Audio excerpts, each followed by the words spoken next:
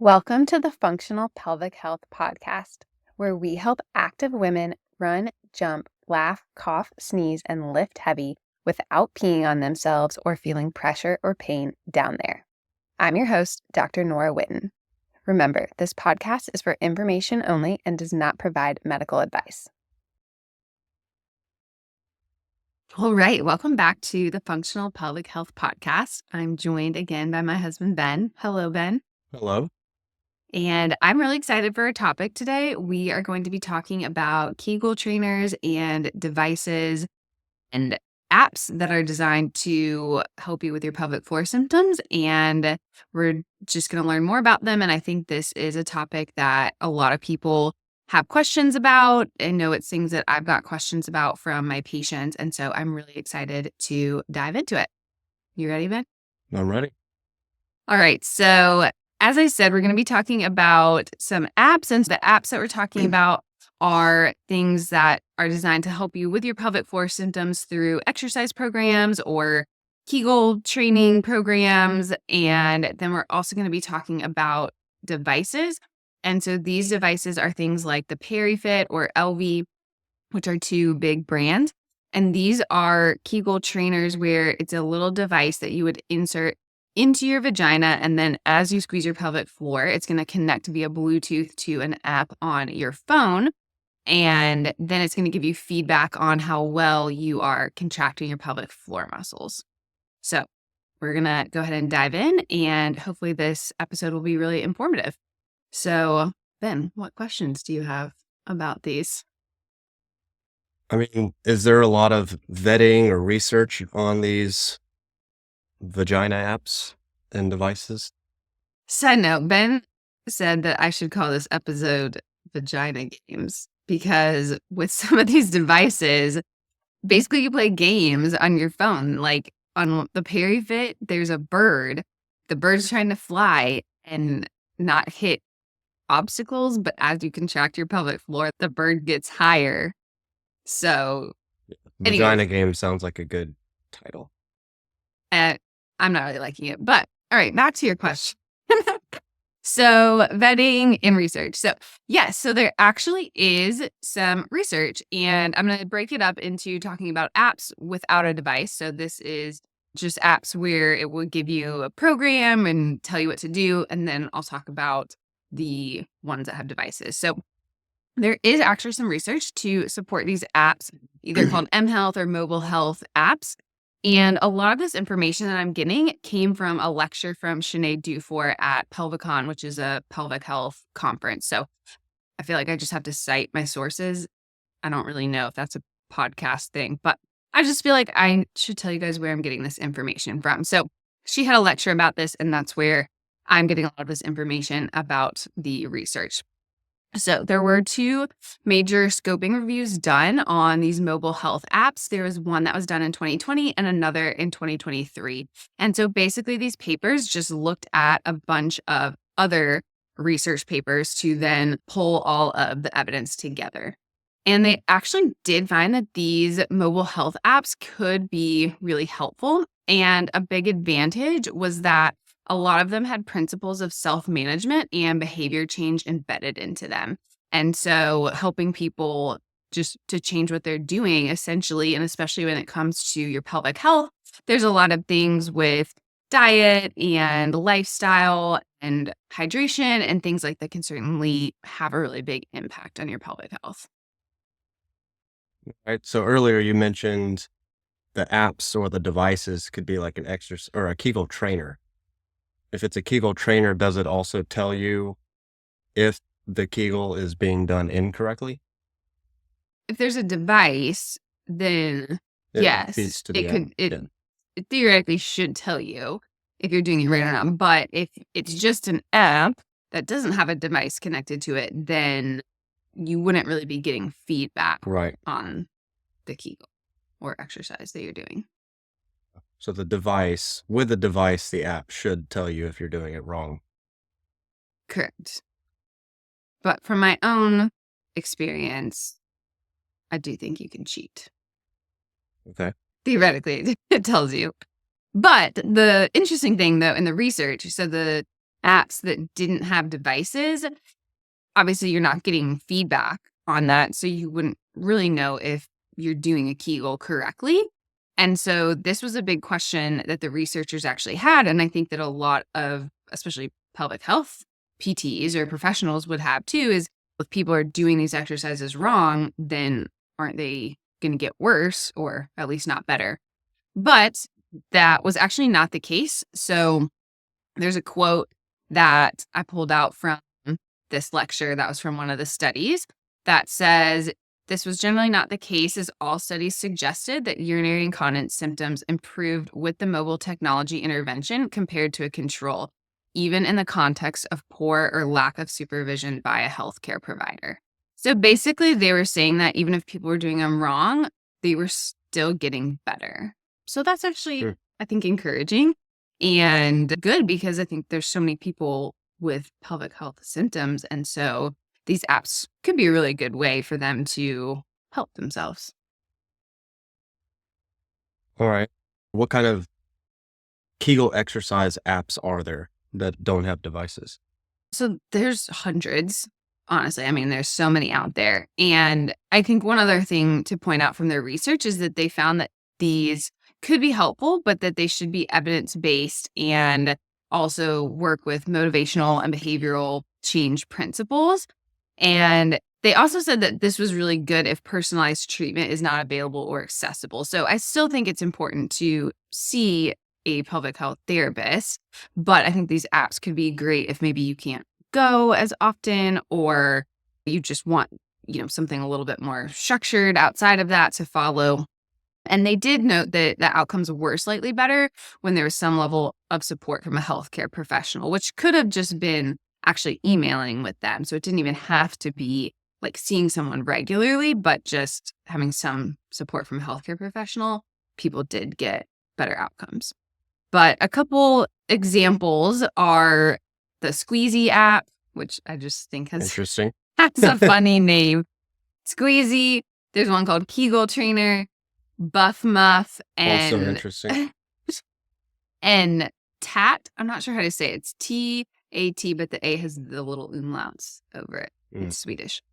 But I haven't used any of these myself, so I don't know how good they are. But these are ones that I found that are evidence-based that other people said were. But one thing I did like, the Buff Muff, I looked at their website and it looks like they give you an assessment to do on yourself, which I think is really good. And it just seemed like they had a lot of really good information. So if anyone listening has used any of these, definitely let me know what you think of them. So how would a consumer be able to identify if they're make an evidence-based decision? Yeah. I think this can be hard because there's so much to sift through, but I think just looking through their website and seeing what resources they use to come up with it, of course, seeing if they have pelvic health therapists or OBGYNs or urogyns or who is on it. And even if they cite any research papers or things that they used, I think that could be a really good place to start. And I do think you may have to try a couple of apps if you're really looking for one. You may have to try a few before you find the best one that's going to work for you. Just Okay. like anything. Would you say that's the same approach for the devices in terms of vetting them? That's a good question, because the evidence for the devices is actually not as good. So there's not as much research And there's on, not as many? yeah, I mean, the two main ones, PeriFit and LV, there's probably a couple others. Okay. But yeah, so there's not as many of them. But those actually, they don't have as much research on them, but there was a clinical trial where one group of participants, they were just told about pelvic floor muscle training. So I think basically just like how to do Kegels. And then the other group got that same training, but they also got the device, and they had one session learning how to use it and just making sure they felt comfortable with the device. And both groups actually improved, but there was no significant difference between the groups. So they concluded that there's insufficient evidence to suggest the routine use of these Kegel trainer devices. But again, the outcomes were a little bit better when used in conjunction with a healthcare provider. Okay. So out of these things, what would you say you professionally, just from your opinion, do not like? This is professional and personal. So I actually have a PeriFit. I bought it. I think I got a discount because I'm a pelvic health PT. And honestly, I bought it because I wanted to prove that I didn't like it, which sounds so. Just a side note here is as a pelvic health PT, it can be hard sometimes to see all of these self management or at home things and honestly be a little scared and think, are these things going to take my job? Are people just going to start using apps and not need to go to PT? And I don't think that's going to happen. I clearly the research even says that those outcomes were better when somebody saw a healthcare professional. But I think that was a little bit of my motivation behind it. So I already probably wasn't starting out In the right not headspace? the best headspace. But I was like, I'm going to try it. And if I felt like it really worked, I would change my mind. But I think my bigger problem with the Perifert or any kind of device is that it's pretty inconvenient to use. You have to set it up. You have to get it, the Bluetooth attached to your phone. You got to have some loops. You have to put that on the device and then you have to insert it into your vagina. And I don't want anyone bothering me while I'm doing that. And so if you have kids, there's just not really a lot of time during the day to do it besides after they go to bed. And At that point, that's the last thing you want to do. I don't want to do it. So anyways, I think I've used it 2 or 3 times. And then also you have to look at your phone while you're doing it because like I said, there's games on it and they're trying to make it fun, right? So it's like you squeeze your vagina and then the little birdie flies up and then he comes back down as you relax. But also like at the end of the day, like I just don't want to be staring at my phone anymore. So I think that is just a hard thing. I didn't use it a lot, but because I felt like using it, there was just such a big barrier to using it. And I also think if you're trying to strengthen your pelvic floor, there's a lot of other things that you can do where you don't have to be by yourself undisturbed. A lot of things in the gym, things you can incorporate into your exercise routine. You could just do Kegels without the device. And then I could do that while I'm watching TV with Ben. And Probably wouldn't even know. exactly. So I think that is my biggest thing, biggest problem with that. And even in the research study, that clinical trial that I cited in the lecture where I got all this information from, she gave a couple of quotes from the participants and they basically said the same thing where it just using it felt like a really big barrier. And some people were really put off by the size of it. And it's just things like that. And then I think it's also easy to cheat. So I purposefully tried to cheat while I was using it. So instead of squeezing my pelvic floor, I just squeezed my butt. And it didn't really know the difference. Now, when you squeeze your glutes, your pelvic floor is going to engage too. So you're still getting some pelvic floor engagement. But that's one thing that a lot of times if people can't engage their pelvic floor, they'll squeeze their glutes instead. However, I guess we also saw in the research that doing that isn't going to be harmful, even if you aren't doing it totally right. But anyways, I just feel like it could make you think you're doing a Kegel when you're not. And then you also can't use it standing up. And I think this is a really important piece, especially for people who are really active, is sometimes they can contract their pelvic floor great while they're laying down, but then standing up is really hard. And so we just want to train that, but you can't really use it standing up because it'll just fall out. And if you try to hold it there, it's just awkward. Can you do Kegel standing? Well, yeah, you can do Kegels in any Oh, I position. didn't know. Yeah, you learn something. I don't do Kegels. Well, you learn something new. Assumed you had to lay on your back to do them. No, you can. Your pelvic floor works in any position, upside down. You could do them in a handstand. I understand that. I just meant the exercise of a Kegel. Yes, you could do it in any position. Okay, So, back to the anyways. vagina games. You can't really use it standing up. And then already said this, but my last point was like, it's just not fun. I just did not like using it. So that is my personal and professional opinion. I think that if you maybe have a work from home job or you're just in a different stage of life of having little kids, that maybe it could be a little bit more accessible. And it does track your progress, and you can have the app send you reminders and all of that stuff. So for some people, it may be a good adjunct. Again, the research isn't really supporting that using that device is any better than just using some other kind of app on your own.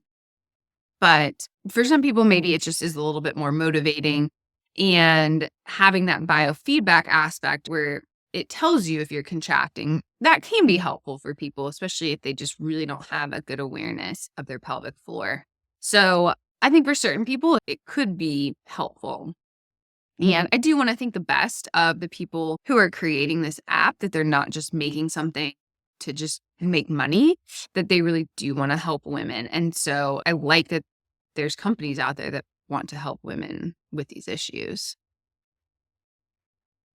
Would you say that these apps or devices are unintentionally sending the narrative that Kegels are a end all be all? It's a good question. I think potentially when I just briefly looked through some of the apps like the Buff Muff and the Squeezy, I don't feel like they were saying, oh, all you need to do is Kegels. And like with the Buff Muff, they gave this whole assessment. I didn't sign up, so I didn't see what the assessment was. So I like that there's more to it. And some of these apps, I think, do give other exercises like bridges and core work and breathing and things like that. So yeah, I think they could send that message, but hopefully that's not all they're telling you to do. But the thing is, sometimes people do get better with doing Kegels, but sometimes they just need other stuff as well. So what other options are out there then? There are things that are called Kegel weights, and I think these could be potentially a better option than the devices. And that's because one, they're a lot cheaper. So the PeriFit and LV, I think they're around $200. The Kegel weights maybe are like between 30 to 50. And with the weights, same thing, you would insert it. So they come in different weights. So there's lighter to heavier. So you would insert that into your vagina, and then basically you're trying to hold it in there. So you could do that while you're in the shower. So then at least you're not having to take this extra time to sit down and do the whole shebang with the app and everything. And so sometimes that feedback of just having something in your vagina to squeeze against can be a helpful thing to get some biofeedback, but not as sophisticated as the app. So I think that could be a good option if people feel like they just need something to give them a little bit of feedback, but don't necessarily want to take all this time to lay down and be by themselves and all of that. So the vaginal weights, you could do that, or just get an app that doesn't have a device connected to it. I mean, that's probably going to be a lot cheaper too. And then you could probably just incorporate the exercise routine that they give you into your day a little bit easier, or, what you're already doing, things like that. So if a patient asked you your opinion on one of these devices, it sounds like you would tell them to not go with the device and potentially try an app instead. Yes. Yeah. I would not buy the PeriFit or LV. I would just try an app. And, if they really wanted to use it, it's not going to make them worse. Right. But I just think I would more make sure they understand the time that it would take to use it, and just that they feel like they could set aside that time to do it. Yeah. So, yeah, bottom line, I would not buy a PeriFit. But again, if there's anyone out there that's used it and loved it, then I would love to hear from you. But that is my opinion. All right. Well, if you guys like today, definitely let me know. And thanks for joining us.